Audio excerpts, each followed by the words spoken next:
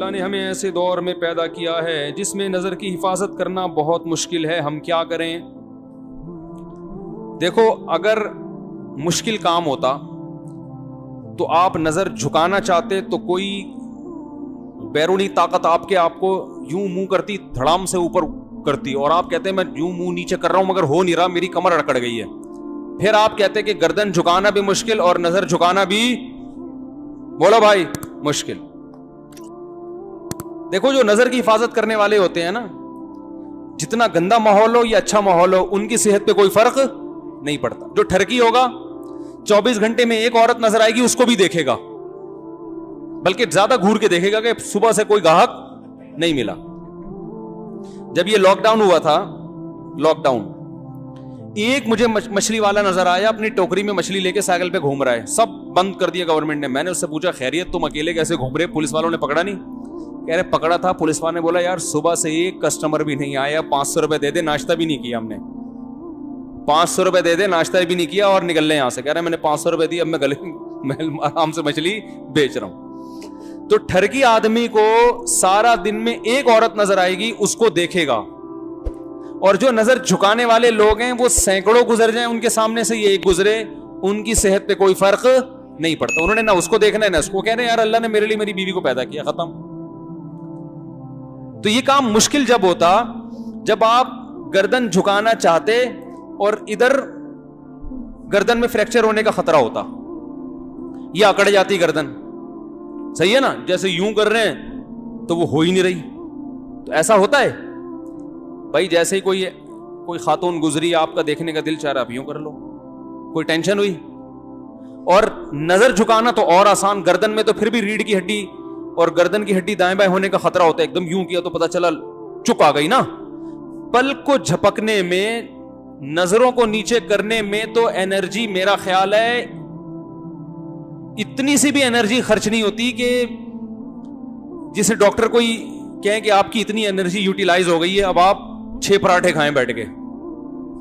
کہ آپ نے چونکہ پلکیں جب نیچے جھکائی ہیں تو اتنی زیادہ آپ کو طاقت لگانی پڑی ہے کہ اب جب تک 6-7 پراٹھے نہیں کھائیں گے, آپ کی جو انرجی سرو ہوئی ہے یا یوٹیلائز ہوئی ہے وہ اب ریکوری نہیں ہو سکتی. ایسا بھی نہیں ہے, سارا دن بیٹھ کے پلک اوپر نیچے کرتے رہو, کوئی انرجی خرچ, کوئی توانائی خرچ ہی نہیں ہوتی. تو بات اصل میں یہ ہے, مسئلہ ہے ٹھرک کا. جو پوائنٹ ہے نا وہ کیا ہے, معذرت کے ساتھ میں تھوڑی سی ابیوز لینگویج استعمال کر رہا ہوں, لیکن یہ کون سے اچھے کام ہیں کہ جن کے لیے میں مرزا غالب کی شائستہ اردو استعمال کروں ہیں. یہ جو بد نظری کا کام ہے, میں کہوں ایکچولی آپ جو ہیں وہ ایک آپ پیشنٹ ہیں بھائی. یہ بادل گرج رہے ہیں, بے فکر رہے ہیں, بارش تو خاندانی. میں آج ہی سوچ رہا تھا, میں نے بارش پہ بیان کیا, اس دن سے بارش مارکیٹ سے شارٹ ہو گئی, لیکن اب اللہ کا شکر ہے بارش سے فائدہ ہی ہوتا ہے, فائدہ ہی ہوتا ہے بارش سے. وَيُسَبِّحُ الرَّعْدُ بِحَمْدِهِ ہے نا قرآن میں, کہ بادل کی گرج اللہ کی تسبیح بیان کرتی ہے. اللہ کی رحمت جب برستی ہے تو شان سے برستی ہے. اللہ کہتے ہیں ہٹو.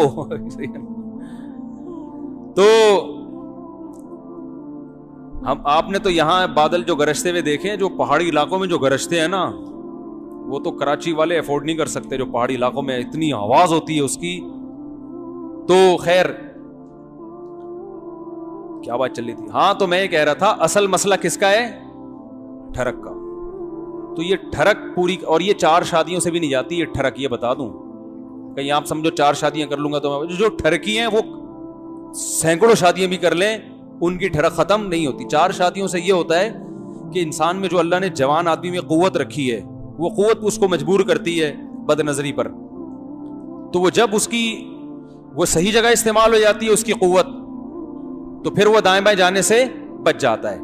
جیسے بھوک ہے نا, بھوک لگ رہی ہے, روٹی کھا لو, ایک نارمل آدمی کا پیٹ بھر جائے گا, لیکن ٹھرکیوں کا پیٹ نہیں بھرتا. آپ نے دیکھا ہوگا, ادھر سے بھی کھا لوں, وہاں سے بھی جا کے کھا لوں, پھر دھونے والے وہاں سے بھی لے گا جا کے, پھر آفس میں جائے گا, وہاں بھی کیک چائے میں ڈبو کے کھائے گا, پھر تھوڑی دیر میں گٹکا کھائے گا, پھر تھوڑی جو گھو رہا ہے.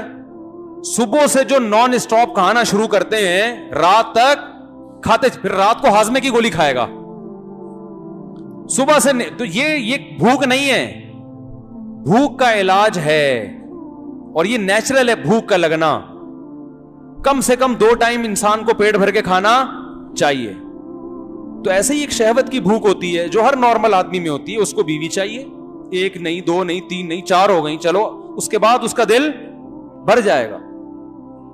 لیکن جو ٹھرک ہے نا, جیسے وہ چائے میں پاپے ڈبو کے کھاتا رہے گا, پھر تھوڑی دیر میں پھر اس کو پیسٹری چاہیے, پھر سموسا چاہیے. ایک ہمارے جاننے والے, وہ بےچارے ہارٹ اٹیک ہو گیا ان کو, بچ گئے. ان کا یہی تھی کہ صبح سے کبھی کوئی نوالا چھوڑتے نہیں تھے, کہیں بھی دسترخوان پہ وہ کہتے ہیں میں گیا, مجھے کچھ نظر آئے تو میں نے کہا 2 نوالے تو بنتے ہیں. تو 2 نوالے ہوتے ہوتے وہ 40-50 نوالے بن جاتے تھے. تو اس کا اصل علاج ہے بد نظری کا, اس ٹھرک کا علاج کرو. پہلا تو یہ سنت جو نبی نے بتایا, نکاح کرو.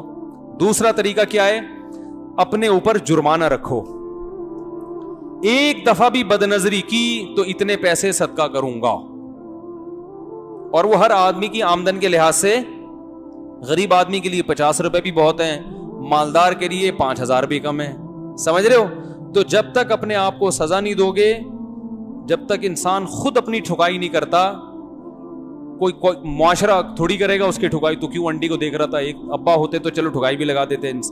ابا تو پتہ نہیں کس خود, ایسا نہ ہو کہ وہ کیا بیچارے, وہ ہے نا, ایک خاتون نے اپنے بچے سے پوچھا کہ بیٹا جان کیسے نکلتی ہے, تم اسکول میں کیا پڑھتے ہو؟ اس نے کہا سائنس پڑھتا ہوں. اچھا بیٹا بتاؤ جان کیسے نکلتی ہے؟ انہوں نے کہا کھڑکی سے نکلتی ہے. ماں پریشان, یہ میرا بچہ باتیں ایسی کر رہا ہے, جان کھڑکی سے نکلتی. بیٹا کھڑکی سے کیسے نکلتی ہے؟ کہہ رہی ہے وہ جب آپ باہر جاتی ہیں نا تو وہ آنٹی آتی ہیں پڑوس والی, تو جیسے ہی جب آپ گھر میں آتی ہیں نا تو ابو کہتے ہیں جان کھڑکی سے نکل جاؤ. میری بیگم آ رہی ہے, جان کھڑکی سے نکل جاؤ.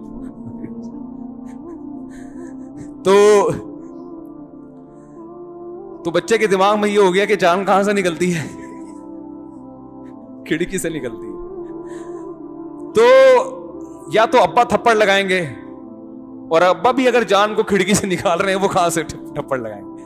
تو باپ کنٹرول کرے, بھائی کنٹرول کرے. آج کل کنٹرولنگ پاور ہی ختم ہو گئی, پھر 24 گھنٹے کون سر پہ مسلط رہے گا. پھر فیس بک اور یوٹیوب پہ تو بہت زیادہ بد نظری ہو رہی ہے. تو میرے بھائی آخرت کو سامنے رکھ کر اپنا علاج اب خود ہی کرنا پڑے گا, کوئی اور آپ کا علاج نہیں کرے گا. یعلم خائنۃ الاعین, اللہ فرماتے ہیں وہ جانتا ہے تمہاری آنکھوں کی خیانت.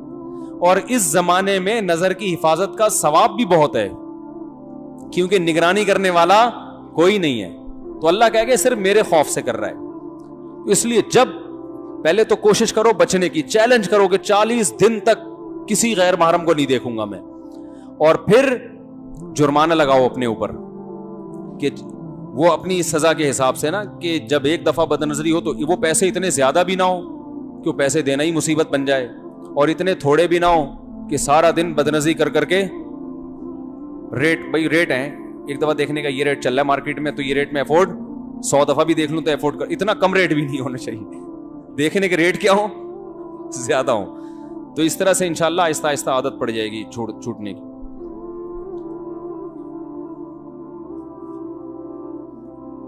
جو بیرون ملک سفر کرتے ہیں نا وہاں زیادہ خطرہ ہوتا ہے, تو بیوی کو ساتھ لے کے جاؤ, صحیح ہے نا, وہ نگرانی کرے گی.